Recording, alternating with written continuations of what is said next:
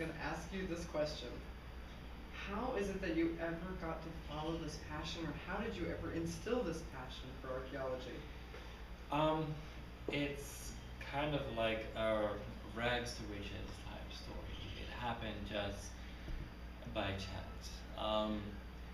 I needed a job, and that's when the tourism development project was going on.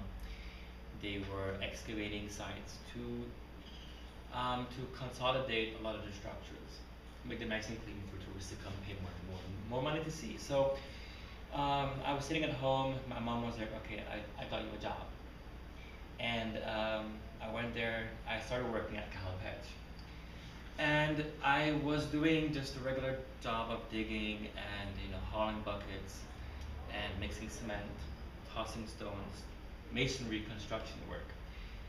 Then my shift changed, and my shift changed. I went to Caracol to work, did the same thing, but then my boss then was Dr. Awe, and he, I guess, noticed something, saw something, and said, this week I want you to work with the field school that's coming in.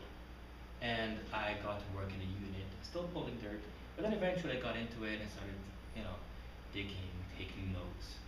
I began to notice what made a unit, what was going on, to pay attention to details. Eventually, I went from working in the field to working in a lab, watching pottery and seeing patterns. I began retyping a lot of his old notes and reading it as I go along. So I was getting into it. And then when the project ended, he's like, I would like for you to come and try and see what the office work is like, to work for the actual institute, see if you like it. I showed up, I had my interview, and 7 years later, I'm still there. In 7 years, the passion has grown, it's gotten deeper, and now I know that it wasn't a mistake. It was something that was meant to happen. It's interesting that your mom and then Dr. Awe both, opened these doors for you to be able to have this opportunity. And even it reminds me kind of like a Mr. Miyagi wax on, wax off thing, because here you're reading, of course, because if you're going to retype or rewrite, Dr. I would, always papers and stuff, you of course are going to read them and learn. Mm-hmm. So it's interesting that those things just like laid the groundwork, and then for you to be the first one really on the ground, right, for this major find here in San Ignacio, is no coincidence to me. I think they picked the right person. It's no coincidence to me, and I believe they chose the right person. I think because of location, so it made sense, but also maybe because of the fact that I grew up here. I have a sense of passion for my town that someone who grew up outside of San Ignacio couldn't understand. So I was meant to be down in the ditches digging it up. It's very interesting. So how many more days do you think you have of exploration and finding maybe more goodies? It's just fascinating. How much more?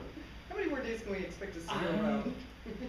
If it was up to me, I would select 100 more days. It could be all year. But as much as they will be digging, and they have a couple more drain pipes to connect to the center that they're building, where they have it closed off downtown, Right. the old park that they ripped up. So they're going to connect all the pipes, so they have some more streets to dig up. So as long as they're digging out there, I'll be there. So I would say at least another week. I am hoping that in that time that we have some really monumental discovery that's going to keep me out of the office for at least a couple more weeks. If I have to be there from Sunday to Sunday, I'll be there from Sunday to Sunday. Yeah, that's again. It's if you're doing what you're passionate about and you love to do, it's not work. No, it's not. It's not. And so obviously this doesn't work for you. This is actually this is what many people would just dream about to do. And like the Indiana Jones thing, but you're like I think it's interesting. It's people don't realize like the law. They see the law shows on TV, and they realize they don't realize. I'm sorry, that the little part of the courtroom part had months and years before that of actual work that was very diligent. Like for example, for you, I'm sure the digging of the dirt and small little amounts to find find something is tedious. You have to be a very patient man. It is, in a lot of the digs that I've been on, sometimes you spend days and you can count the amount of days, weeks that go by where you dig. You find some masonry walls, nothing to, to write home about. You take measurements, you map, you take pictures, and after a while, when the sun's being down on you, it just gets really tedious.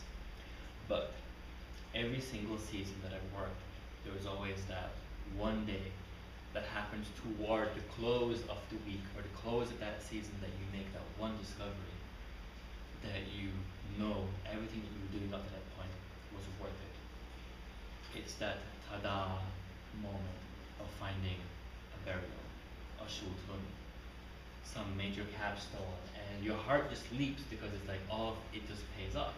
It is patient work, but when you get to the end result of finding something amazing, it's all worthwhile because you are seeing something that's been buried for a long time. People get to see stuff in museums all the time, and that's wonderful. But I'm there when it comes out of the ground. Which is just like, it's gotta be mind blowing. I mean, some of the stuff that we found on Burns Avenue dates back to the pre-classic period. Oh. That is as early as 300 years before Christ. Really? That's over 2,000 years, and we pulled the stuff out, and we're the first set of eyes to get to see it. How amazing is that? That is absolutely amazing. So, I have to really agree with you that this part you're talking about, the plexiglass downtown, where we could actually see these things that you guys have seen firsthand and been able to pull out of the ground would be awesome.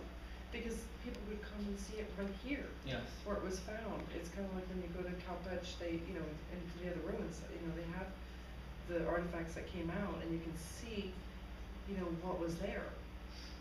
So that's a really good idea. Either that or it has to be very close to downtown, so people can at least know.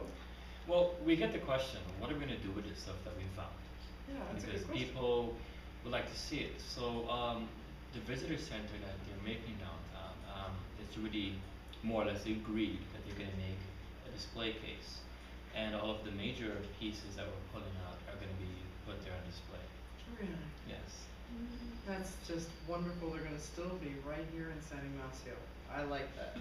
I think that actually the ancient ones would like that too, because it should still stay in the vicinity. If it was my stuff, I'd want it like where I left it, close to it.